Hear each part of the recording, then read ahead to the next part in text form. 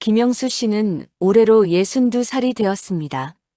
35년 동안 한 공장에서 성실하게 일하며 가족을 부양해온 그는 작년에 정년 퇴직을 하고 나서야 비로소 자신만의 꿈을 꾸기 시작했습니다.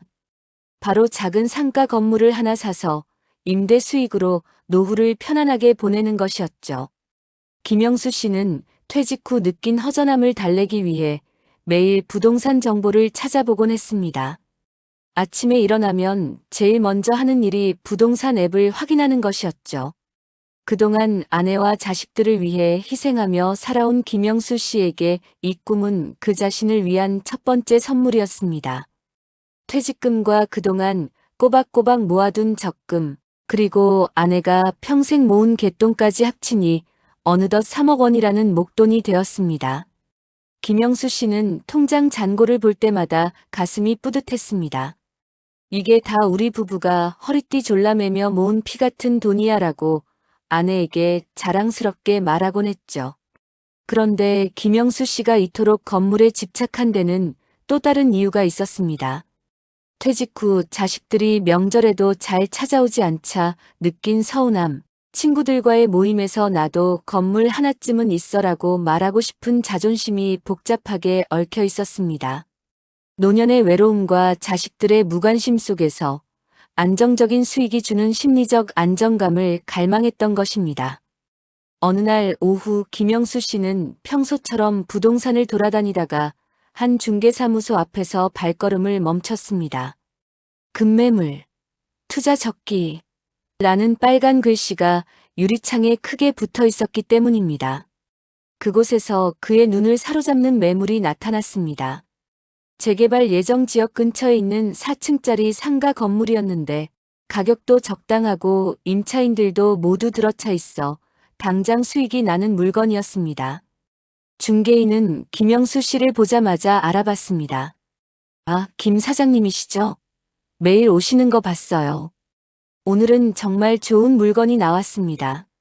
중개인은 김영수 씨에게 친절하게 설명했습니다. 이 건물이 얼마나 좋은 매물인지, 왜 서둘러야 하는지를 차근차근 이야기해 주었죠.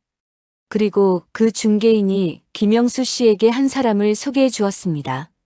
바로 박상철이라는 사람이었습니다. 박상철 씨는 사실 김영수 씨를 오래전부터 알고 있었습니다.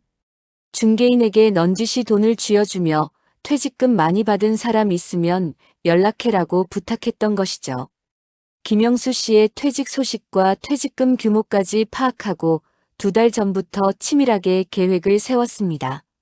박상철은 처음 만났을 때부터 김영수 씨의 마음을 읽었습니다. 김 사장님, 제가 보기엔 건물주 상이십니다. 그동안 고생하신 만큼 이제는 편하게 사셔야죠라며 김영수 씨의 자존심을 건드렸습니다. 박상철이 김영수 씨에게 말했습니다. 김 사장님, 이런 기회는 다시 오지 않습니다. 바로 옆 건물이 작년에 3억 5천에 팔렸는데 이 건물은 3억 3천입니다. 근데 내일 다른 매수자가 계약하러 온다고 하더라고요. 제가 특별히 단기로 자금을 융통해 드릴 테니 일단 계약부터 하시죠. 이자는 거의 없다고 보시면 됩니다. 김영수 씨는 망설였습니다. 하지만 박상철이 보여준 옆 건물 매매 계약서 사본과 임대 수익 내역을 보니 정말 좋은 기회처럼 보였습니다. 무엇보다 김영수 씨의 마음을 흔든 것은 박상철의 말이었습니다. 저도 아버지가 일찍 돌아가셔서 그 마음 잘 압니다. 어머니가 항상 말씀하셨어요. 남자는 죽어서 이름을 남기고 건물을 남겨야 한다고요. 노후에 자식들한테 손 벌리지 않고 당당하게 사시려는 거잖아요. 결국 김영수 씨는 박상철에게서 5천만 원을 빌리기로 했습니다.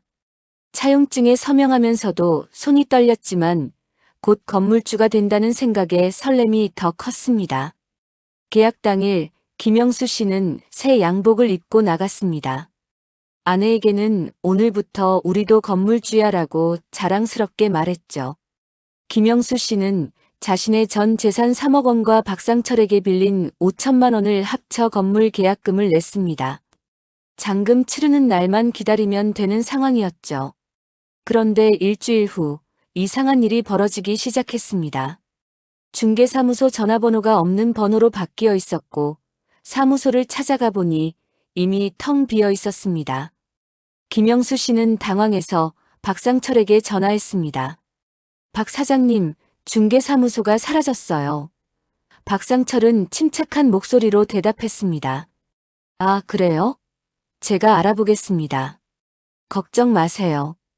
하지만 며칠 후 더 충격적인 소식이 전해졌습니다. 경찰서에서 연락이 왔습니다. 김영수 씨인가요? 사기 사건 피해자로 신고가 들어왔는데 조사 좀 받으셔야 할 것 같습니다. 그 건물주라는 사람이 사실은 진짜 소유주가 아니었고 중개인도 가짜였다는 것입니다. 사실 이 모든 것은 박상철이 중개인과 짜고 벌인 계획적인 속임수였습니다. 박상철은 가짜 중개사무소를 차리는 데만 2천만 원을 투자했고 위조 전문가를 고용해 완벽한 가짜 서류를 만들었습니다.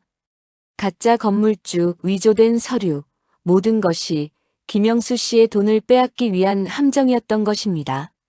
설상가상으로 박상철이 집으로 찾아왔습니다. 이번엔 덩치 큰 남자 둘을 데리고 왔습니다. 약속한 기일이 되었으니 빌린 돈을 갚으라는 것이었죠. 박상철은 차용증을 들이밀며 말했습니다. 김 사장님, 여기 보세요. 1억 원이라고 명확히 적혀 있잖아요. 그리고 연체 시 1일 1% 지연이자도 명시되어 있고요. 벌써 일주일 지났으니까 이자만 700만 원이네요. 김영수 씨는 자신이 서명한 서류를 다시 확인해 보았지만 글씨가 너무 작아서 돋보기를 써도 잘 보이지 않았습니다. 박상철은 일부러 작은 글씨로 조건을 숨겨놓은 것이었습니다. 박상철은 비웃으며 말했습니다. 노인네가 제대로 확인도 안 하고 서명했으면서 이제 와서 딴소리야? 법적으로 아무 문제 없으니까 고소해 보든지 하세요. 어차피 질 것 뻔한데. 김영수 씨의 아내는 이 소식을 듣고 충격에 빠졌습니다. 여보, 우리가 40년 동안 아껴가며 모은 돈이 한순간에 사라졌다고요? 아내는 울며 말했습니다. 텅 빈 통장 잔고만큼 제 마음도 텅 비어버렸습니다. 아내는 극심한 스트레스로 혈압이 오르고 가슴 통증을 호소하며 응급실에 실려갔습니다. 자식들의 반응은 더 차가웠습니다. 큰아들이 말했습니다. 아버지, 왜 우리한테 한마디 상의도 없이 그런 큰일을 결정하신 거예요? 저희가 그렇게 못 믿어오셨어요? 최소한 계약서라도 보여주셨으면 이런 일은 막을 수 있었잖아요. 딸은 울면서 말했습니다. 엄마가 평생 아껴 모은 갯돈까지 다 날리시다니 어떻게 그러실 수가 있어요? 박상철의 압박은 날이 갈수록 심해졌습니다. 그는 새벽 2시, 3시에도 전화를 걸어 협박했습니다. 김 사장, 내일까지 돈 안 갚으면 집에 빨간 딱지 붙여버릴 거야. 동네방네 소문내서 창피 주는 건 기본이고 손자들 학교 앞에서 너희 할아버지가 돈 안 갚는 사기꾼이라고 소리칠 수도 있어. 이자는 하루가 다르게 불어났습니다. 한 달 만에 원금 1억에 이자가 3천만 원이 되었고 2달째에는 이자만 6천만 원이 넘었습니다. 김영수 씨는 결국 살고 있던 아파트를 금매로 내놓을 수밖에 없었습니다. 시세보다 5천만 원이나 싸게 팔았지만 그 돈으로도 박상철의 빚을 다 갚기에는 부족했습니다. 김영수 씨는 이제 갈 곳이 없어졌습니다. 아내는 요양병원에 입원했고 병원비는 하루에 10만 원씩 나갔습니다. 자식들은 연락을 끊었습니다. 김영수 씨는 보증금 500만 원에 월세 30만 원짜리 지하 단칸방으로 옮겨갔습니다. 곰팡이 냄새가 나는 습한 방에서 라면으로 끼니를 때우며 하루하루를 버텼습니다. 어느 날 김영수 씨는 이삿짐을 정리하다가 오래된 서류철을 발견했습니다. 30년 전 공장 사고 당시의 서류들이었습니다. 그 서류를 보다가 문득 당시 동료였던 최병호 씨가 생각났습니다. 김영수 씨는 과거 공장 사고 당시의 보상금 서류를 정리하다가 최병호 씨를 찾아가기로 결심했습니다. 최병호 씨는 작은 치킨집을 운영하고 있었습니다. 김영수 씨의 초췌한 모습을 보자 깜짝 놀라며 가게 문을 닫고 이야기를 들어주었습니다. 김영수 씨는 그동안 있었던 일을 털어놓았습니다. 최병호 씨는 박상철이라는 이름을 듣자마자 표정이 굳어지며 말했습니다. 잠깐, 박상철이라고? 그놈 아버지가 혹시 박정식 아니야? 김영수 씨가 고개를 끄덕이자 최병호 씨는 주먹을 불끈 쥐었습니다. 그놈이 박정식의 아들이야? 그럼 이건 우연이 아니야. 최병호 씨는 김영수 씨에게 놀라운 이야기를 들려주었습니다. 영수야, 기억나? 30년 전 그 공장 사고 말이야. 우리 포함해서 12명이 다쳤잖아. 근데 보상금은 고작 100만 원씩 받았지? 나중에 알고 보니 원래는 1인당 5천만 원이었대. 내가 받아야 했던 보상금 5천만 원, 그거 박정식이 다 가로챘어. 회계 장부를 조작해서 4,900만 원은 자기가 챙기고 우리한테는 100만 원씩만 준 거야. 김영수 씨는 충격의 말을 잇지 못했습니다. 그럼 내가 평생 허리 아픈 걸 참으며 일한 게 고작 100만 원 때문이었단 말이야? 최병호 씨는 담배를 피우며 말을 이었습니다. 그것뿐이 아니야. 박정식은 그 돈으로 사업을 시작했는데 처음엔 잘 나갔어. 돈이 돈을 버는 것 같았지. 그런데 파트너한테 배신당해서 전 재산을 날렸대. 그 파트너가 누군지 알아? 바로 정민수야. 김영수 씨는 정민수라는 이름을 기억했습니다. 역시 사고 피해자 중 한 명이었는데 박정식의 횡령 사실을 가장 먼저 알아챈 사람이었습니다. 최병호 씨가 중요한 정보를 하나 더 알려주었습니다. 박상철이 최근에 해외 부동산 투자에 큰 돈을 넣었다는데 그거 제안한 사람이 누군지 알아? 정민수의 아들 정태영이야. 그 녀석 미국에서 금융 공부하고 돌아와서 투자회사를 차렸대. 겉으론 번듯한 사업가지만 사실은 아버지의 복수를 준비하고 있었던 거야. 며칠 후 김영수 씨는 우연이 아닌 필연처럼 중요한 것을 발견했습니다. 박상철이 자신의 월세방에 찾아와 협박하던 중 화가 나서 테이블을 내리치다가 떨어뜨리고 간 서류 가방을 발견했습니다. 김영수 씨는 떨리는 손으로 그 가방을 열어보았습니다. 안에는 여러 개의 차용증과 함께 낡은 가죽 수첩이 들어 있었습니다. 그 안에는 30년 전 박정식이 작성한 회계 장부가 있었습니다. 거기에는 선명한 글씨로 이렇게 적혀 있었습니다. 1993년 3월 15일 마이너스 공장 사고 보상금 횡령 내역. 김영수 5천만 원 중 4,900만 원 차용. 최병호 5천만 원 중 4,900만 원 차용. 정민수 5천만 원 중 4,900만 원 차용 등 이하 9명 명단. 그 옆에 박정식의 메모가 있었습니다. 이 돈으로 시작하는 사업이 성공하면 반드시 갚겠다. 하지만 실패한다면 내 아들이라도 이 빚을 갚게 하리라. 김영수 씨는 이 장부를 복사한 후 원본을 들고 박상철을 찾아갔습니다. 박상철은 호화로운 사무실에서 여유롭게 커피를 마시고 있었습니다. 김영수 씨를 보자 비웃으며 말했습니다. 아직도 돈 구하러 다니나? 이제 곧 법원에서 강제 집행 들어갈 텐데. 김영수 씨는 장부를 박상철 앞에 내밀었습니다. 이게 당신 아버지가 평생 빚이라고 생각했던 돈의 진실이요. 빚이 아니라 훔친 돈이었소. 그리고 당신은 지금 그 죄를 대물림하고 있는 거요. 박상철의 얼굴이 순간 창백해졌습니다. 그는 떨리는 손으로 장부를 받아들었습니다. 이게 뭐야? 아버지가 왜 이런 걸? 김영수 씨가 말했습니다. 당신 아버지는 죽기 전에 무슨 말 안 하던가요? 혹시 미안하다는 말은 안 했어? 박상철은 갑자기 무언가를 떠올린 듯 몸을 떨었습니다. 아버지가 돌아가시기 전에 상철아, 김영수라는 사람이 찾아오면 꼭 사과해라고 하셨는데 그게 무슨 뜻인지 몰랐어요. 박상철은 순간 당황한 표정을 지었지만 곧 비웃으며 말했습니다. 그래서 뭐 어쩌라고. 이미 공소시효도 지났고 증거도 없잖아.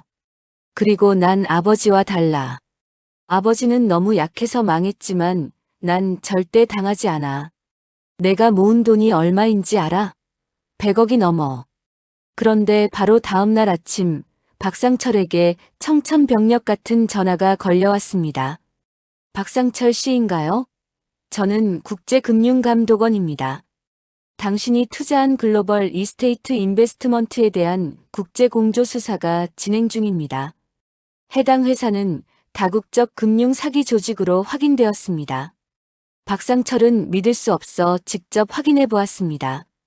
자신이 거액을 투자한 해외 부동산 사업체가 하루아침에 사라진 것입니다. 홈페이지도 사무실도 담당자도 모두 감쪽같이 사라졌습니다. 투자금 50억 원이 순식간에 증발했습니다. 더 충격적인 것은 그날 오후에 도착한 국제특송 편지였습니다. 보낸 사람은 정태영이었습니다.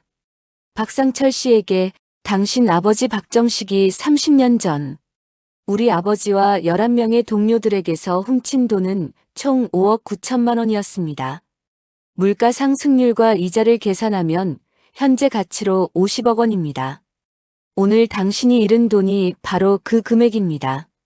이것이 진정한 대물림입니다. 정의는 늦게 오지만 반드시 옵니다. 정민수의 아들 정태영. 박상철은 자신이 모은 모든 돈을 그 사업에 투자했고 심지어 다른 사람들에게서 받은 돈까지 모두 투자에 쏟아부었습니다. 김영수 씨를 비롯한 50명의 피해자들에게서 갈취한 돈 30억 원과 자기 돈 20억 원을 모두 합쳐 투자한 것이었습니다. 박상철은 하루아침에 50억 원을 잃었을 뿐만 아니라 피해자들에게 갚아야 할 30억 원의 빚까지 지게 되었습니다. 그는 김영수 씨를 찾아와 무릎을 꿇었습니다. 제발 도와주세요. 제가 잘못했습니다. 아버지의 죄까지 제가 다 갚겠습니다. 한 번만 기회를 주세요. 김영수 씨는 차갑게 말했습니다. 기회요? 당신이 나에게 기회를 줬습니까? 내 아내가 병원에 누워있을 때 당신은 뭐라고 했죠? 늙은이들은 어차피 오래 못 산다고 했잖소. 박상철에게 돈을 빌려준 진짜 사채업자들이 몰려왔습니다. 그들은 박상철이 그동안 남에게 했던 것보다 더 잔인한 방법으로 그를 압박했습니다. 한 사채업자는 박상철의 멱살을 잡으며 말했습니다. 너 같은 놈 때문에 우리 업계 이미지가 나빠지는 거야. 제대로 된 교육이 필요하겠어. 결국 박상철의 모든 범죄가 드러났습니다. 피해자들이 집단으로 고발했고 경찰 수사 결과 그가 5년 동안 저지른 범죄가 모두 밝혀졌습니다. 위조 문서 제작, 사기, 협박, 폭행, 불법 고금리 대출 등 혐의만 23개, 피해자는 58명, 피해 금액은 총 45억 원에 달했습니다. 재판이 시작되었습니다. 법정은 피해자들로 가득 찼습니다. 김영수 씨도 증인으로 출석했습니다. 검사는 박상철의 죄상을 하나하나 열거하며 말했습니다. 피고인은 계획적이고 조직적으로 서민들의 재산을 갈취했습니다. 이는 단순한 사기가 아니라 사회 정의에 대한 중대한 도전입니다. 판사는 엄숙한 표정으로 판결문을 읽었습니다. 피고인 박상철에게 징역 18년을 선고합니다. 피고인은 아버지 때부터 이어진 범죄의 고리를 끊지 못하고 오히려 확대시켰습니다. 특히 노령의 피해자들을 대상으로 한 범행은 죄질이 극히 불량합니다. 또한 피해자들에게 총 45억 원을 배상할 것을 명령합니다. 박상철은 법정에서 오열했습니다. 저는 아버지가 성공한 사업가인 줄만 알았습니다. 그런데 모든 게 거짓이었어요. 저는 거짓 위에 더 큰 거짓을 쌓았을 뿐입니다. 김영수 씨도 일부나마 돈을 돌려받을 수 있었습니다. 법원은 박상철의 모든 재산을 압류하여 피해자들에게 배상하도록 명령했고 김영수 씨는 1억 5천만 원을 돌려받았습니다. 박상철이 숨겨둔 부동산과 예금이 발견되어 추가 배상금도 받을 수 있었습니다. 비록 잃은 것을 모두 되찾지는 못했지만 적어도 작은 아파트를 전세로 구할 수 있을 정도는 되었습니다. 무엇보다 아내가 건강을 회복했고 의사가 말했습니다. 스트레스가 줄어들면서 혈압도 안정되고 있습니다. 이제 집에 가셔도 됩니다. 자식들도 다시 연락을 해왔습니다. 큰아들이 직접 찾아와 무릎을 꿇었습니다. 아버지, 우리가 너무 야박했습니다. 아버지가 얼마나 힘드셨을지 이제야 알겠어요. 뉴스에서 박상철이 체포되는 걸 보고 얼마나 통쾌했는지 몰라요. 이제부터는 우리가 아버지를 모시겠습니다. 딸도 눈물을 흘리며 말했습니다. 아빠 미안해요. 우리가 아빠를 이해하지 못했어요. 앞으로는 자주 찾아뵐게요. 최병호 씨는 김영수 씨에게 말했습니다. 뿌린 대로 거두는 법이야. 박정식이 뿌린 악의 씨앗이 아들 때에 와서 거대한 가시나무가 된 거지. 그 가시에 결국 자기 자식이 찔려 죽은 거야. 정태영이 김영수 씨를 찾아왔습니다. 젊고 단정한 청년이었습니다. 김영수 선생님, 저는 아버지의 한을 풀어드리고 싶었습니다. 아버지는 평생 그 일을 잊지 못하고 돌아가셨거든요. 선생님도 피해자셨는데 도와드리지 못해 죄송합니다. 김영수 씨는 정태영의 어깨를 두드리며 말했습니다. 자네 덕분에 정의가 실현됐네. 자네 아버지도 하늘에서 기뻐하실 거야. 그런데 그 50억은 어떻게 된 건가? 정태영이 미소를 지으며 대답했습니다. 그 돈은 피해자분들께 돌려드릴 예정입니다. 저는 단지 아버지의 한을 풀고 정의를 실현하고 싶었을 뿐입니다. 돈이 목적은 아니었어요. 박상철이 수감된 직후 교도소에서 편지가 왔습니다. 떨리는 글씨로 쓰여진 사과문이었습니다. 김영수 선생님께 제가 저지른 죄는 용서받을 수 없다는 것을 압니다. 다만 한 가지 깨달은 것은 아버지와 제가 쌓아온 모든 것이 남의 고통 위에 세워진 모래성이었다는 것입니다. 18년이라는 시간 동안 제 죄를 뉘우치겠습니다. 죄송합니다. 이 사건은 언론에 대대적으로 보도되었습니다. 30년 만에 정의 실현, 악인의 대물림이 끊어진 날이라는 제목으로 신문 일면을 장식했습니다. 특히 국제금융감독원과의 공조수사로 밝혀진 대규모 사기극은 많은 사람들에게 경각심을 일깨웠습니다. 경찰은 이를 계기로 불법 사채업 특별 단속을 실시했고 3개월 만에 불법 사채업자 200명이 검거되었습니다. 검거된 사채업자 중 한 명은 취재진에게 말했습니다. 박상철 사건을 보고 두려워졌습니다. 남의 불행으로 쌓은 부는 결국 무너진다는 것을 깨달았습니다. 김영수 씨는 이제 평화로운 일상을 되찾았습니다. 작은 아파트에서 아내와 함께 소박하게 살고 있습니다. 매주 일요일이면 자식들과 손자들이 모여 함께 식사를 합니다. 손자들이 할아버지 무릎에 앉아 졸으면 김영수 씨는 이야기를 들려줍니다. 얘들아, 할아버지가 중요한 걸 알려줄게. 세상에서 가장 무서운 것은 욕심이란다. 남의 것을 탐내면 결국 자신의 것마저 잃게 되는 법이야. 그리고 정직하게 살면 당장은 손해보는 것 같아도 결국엔 하늘이 도와준단다. 막내 손자가 물었습니다. 할아버지, 그럼 나쁜 사람들은 다 벌 받아요? 김영수 씨는 손자의 머리를 쓰다듬으며 대답했습니다. 그럼 당연하지. 시간이 좀 걸릴 수도 있지만 나쁜 짓을 한 사람은 반드시 그 대가를 치르게 되어 있단다.